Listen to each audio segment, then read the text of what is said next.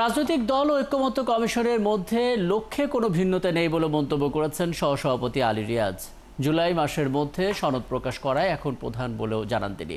রাজধানীর fire service একাডেমিতে দ্বিতীয় পর্যায়ে ১১তম দিনের আলোচনার শুরুতে এসব কথা বলেন আলী রিয়াজ। বলেছেন, গেল কিছু দিনের আলোচনায় বেশ কিছু বিষয় ঐক্যমত্য হয়েছে, যা জাতীয় সনদ তৈরিতে অনেকটা এগিয়ে নিয়ে গেছে বলেও মনে করেন তিনি। এর আগে প্রথম পর্যায়ে আলাদাভাবে বিভিন্ন রাজনৈতিক দলের সাথে আলোচনা করে কমিশন, আর দ্বিতীয় পর্যায়ে সব দলের সাথে একসাথে ১০ দিন আলোচনায় বসে ঐক্যমত্য কমিশন।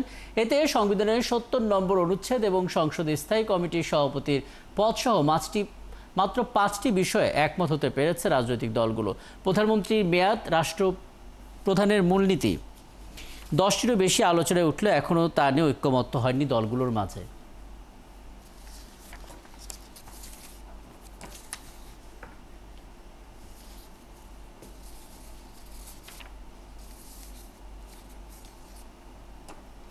ঐক্যমত্য কমিশনের বৈঠকের খবর রাখছেন সহকর্মী ফরহাদ ইবনে মালিক, যোগ দিচ্ছেন আমাদের সঙ্গে।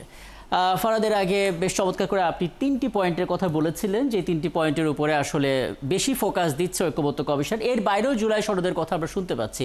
সার্বিকভাবে আসলে কতগুলো বিষয়ে কী ধরনের ঐক্যমত্য হলো রাজনৈতিক দলগুলোর, এবং আজকে কি চলছে সেটা একটু জানিয়ে দেবেন একবারে।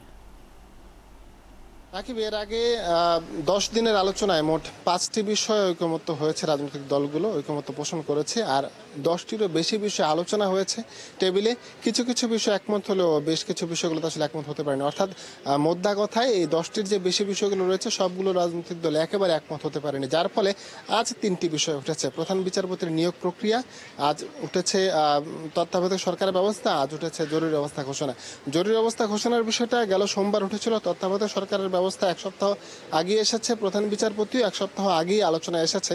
কিছু কিছু বিষয় একমত হলেও বেশ কিছু বিষয় রয়েছে যেগুলোতে তারা একমত হতে পারেনি। যেমন তত্ত্বাবধায়ক সরকার ব্যবস্থা নিয়ে একমত হতে পেরেছেন যে আসলে প্রধান বিচারপতি বা সুপ্রিম কোর্টের বিচারপতিরাই শুধুমাত্র হবেন না, বাইরের কোনো লোকজনকে এখানে নিয়োগ দেওয়া যায় কিনা, তত্ত্বাবধায়ক সরকারের মেয়াদ 90 দিনই হবে নাকি বেশ কিছুদিন বাড়বে। অনেক দল আবার এখানে বলছে যে স্থানীয় সরকার নির্বাচনটাও তত্ত্বাবধায়ক সরকারের মাধ্যমে করা উচিত।